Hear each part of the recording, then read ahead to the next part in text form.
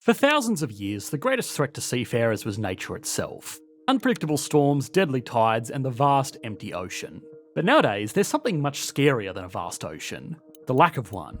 Every year, literally trillions of dollars worth of food, medicine, oil, equipment, cars, and even the devices you're watching this on squeeze through trade choke points, some of which are barely wider than a football field. They are the lifelines of global trade, offering efficient shortcuts that explain why over 80% of it all is still done by sea. But they are also glaringly obvious vulnerabilities which threaten the entire global economy, where one stuck ship, an attack, a naval blockade, or even just bad weather can suddenly have detrimental ripple effects across the world and starve nations of key supplies.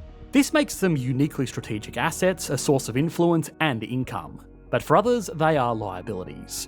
Despite being large countries with plenty of coastline, global choke points still remain huge challenges for Russia and China in particular. They are the context that dictates alliances, shapes geopolitical strategy, and necessitates war. Yet despite all this, most know very little about them.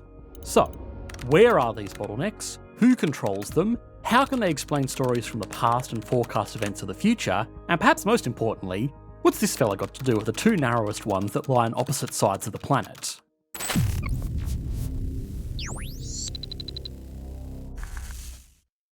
Two months ago, Iran's parliament voted to close the Strait of Hormuz, a 33km wide choke point that handles 1/5 of the world's oil supply. If actually enforced, it could have spiked global energy prices overnight and rattle economies from Asia to Europe. But depending on which outlet you read, the story sounds very different. Some frame it as a show of strength against the US, others call it an empty threat from a weakened regime. And that's exactly why we use ground news.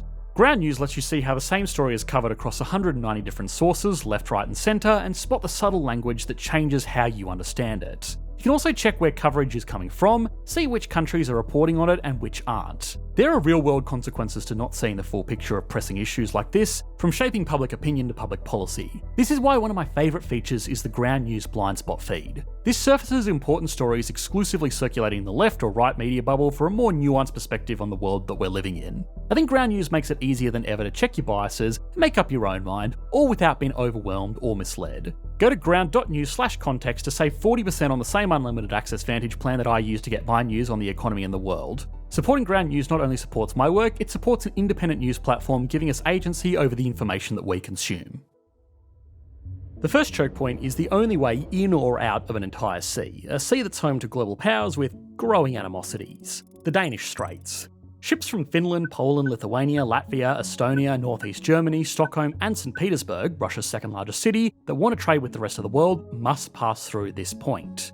There's 3 channels through, but international ships may only use the Great Belt. The tiny island of Sproger, however you say it, the island sits in the middle of the channel, making the choke point just 6.5 kilometres across at its narrowest unavoidable point.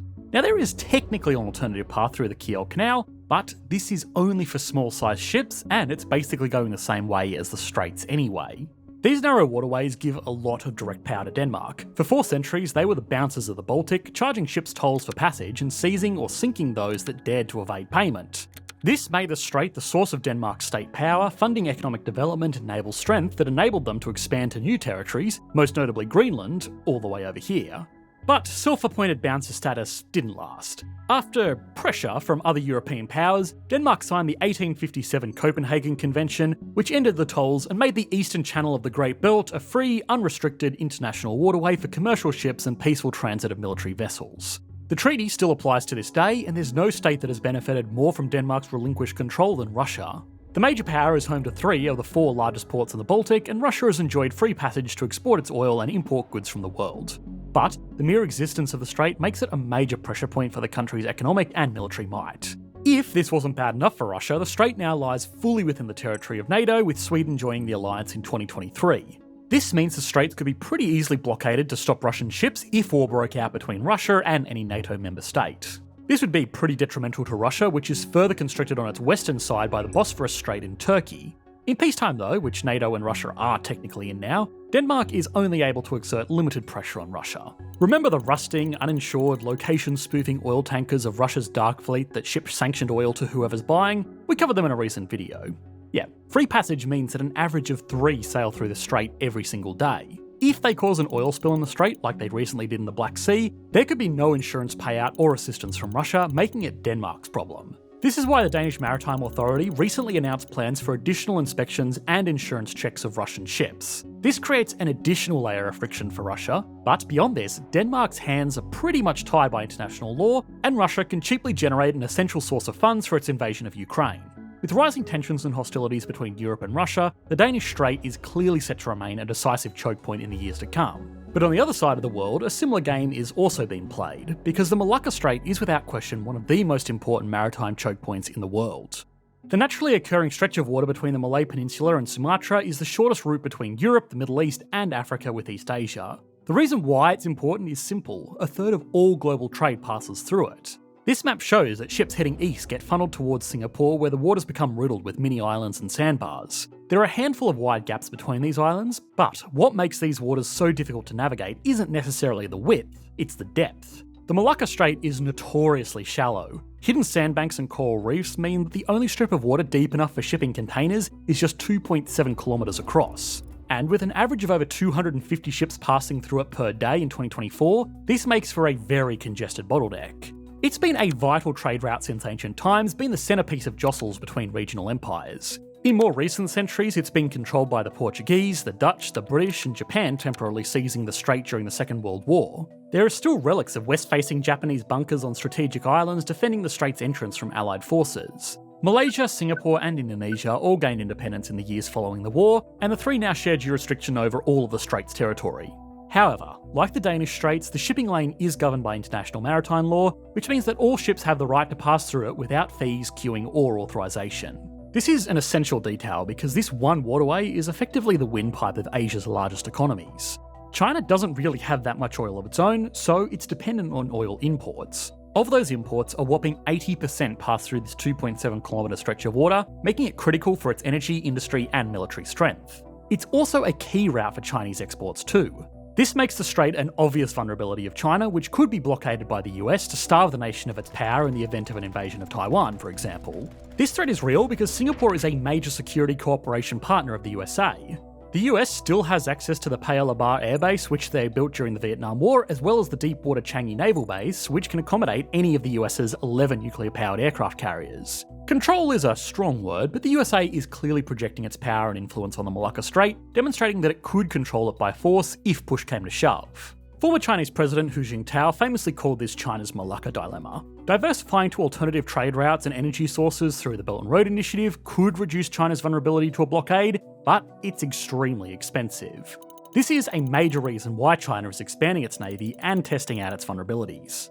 Luckily for China, the Malacca Strait can be bypassed by sailing south through one of the many routes between the Indonesian islands. For this reason, many academics don't actually classify the Malacca Strait as one of the most fundamental choke points, but because of the sheer volume of global trade that passes through it, we still think it's worth honouring as one of the most important.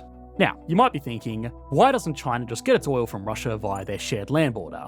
That way, Russia is less dependent on the Danish Strait for income, and China is less dependent on the Malacca Strait for powering its industry. The answer is, it does. Russia exports millions of barrels to China every day via a pipeline and tanker shipments. But even if Russia redirected all of its crude exports to China, which is impossible, it still wouldn't fully meet China's demand. China's needs are simply too great, and besides, a lot of Russian production is prohibitively far away on its European side, west of the Ural Mountains. So, China has to use the Malacca Strait to import oil from the Middle East, while Russia has to use the Danish Strait to export its western oil profitably to places such as India and Turkey. Both global powers cannot escape the geographic limitations that they've endowed.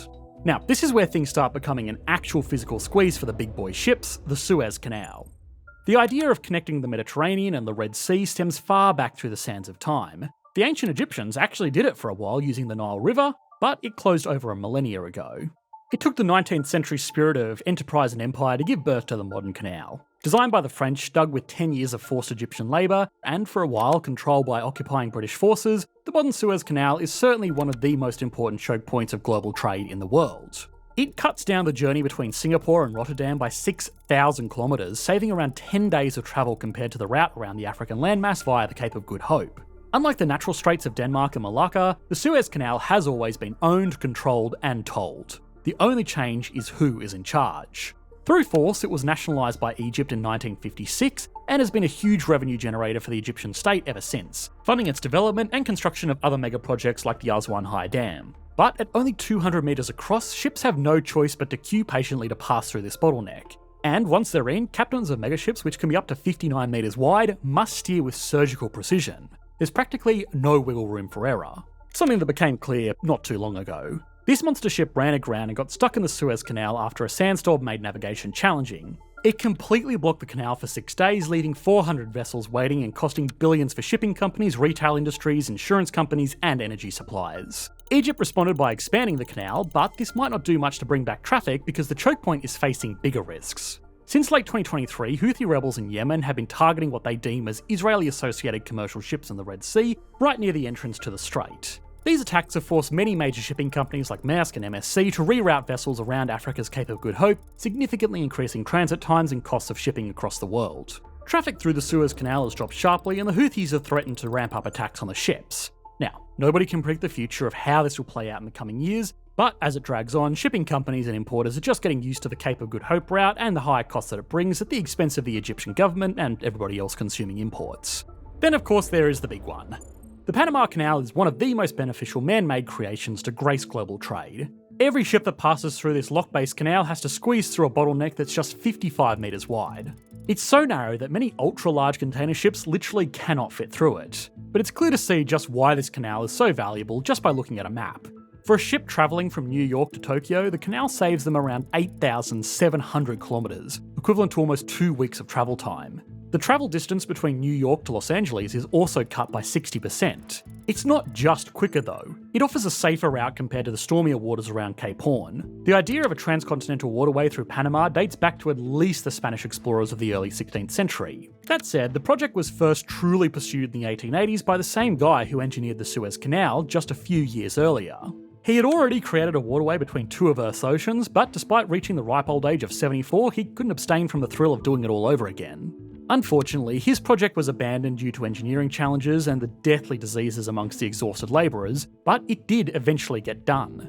The USA finished the canal later on in 1914 after securing a deal a decade earlier that gave them ownership of the canal in exchange for backing Panama's Declaration of Independence from Colombia in 1903. So the USA has been involved in the canal from its very origin and remained in control of the Panama Canal Zone all the way until 1999 when it was nationalised. Control and toll revenue has brought relative prosperity to Panama compared to its neighbours, but even now, Washington has a lot of soft power over this vital asset. 70% of all trade that passes through it is going to or travelling from a US port.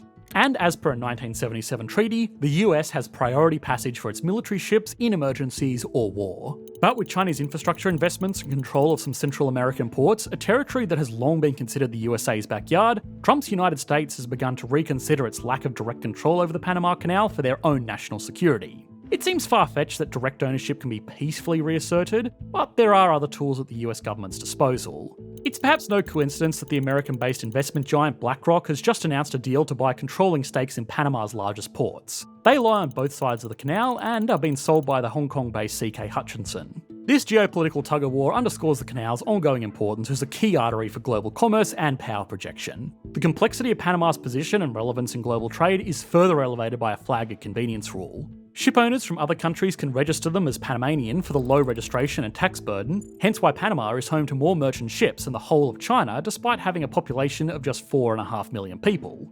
This has placed them at the heart of sanction-evading scandals by countries like Russia, Venezuela and Iran, who like to use the Panama proxy to obscure their shipowners' identities. This further cements Panama as the geopolitical epicentre of global maritime trade, and there you have it, 4 of the most geopolitically important choke points on the planet.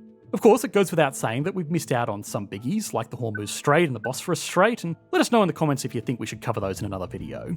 In the meantime, we've already made an entire video on the BRICS countries and how their loose alliance is handling a lot of the same geopolitical realities. You should be able to click to that on your screen now. Thanks for watching, mate. Bye.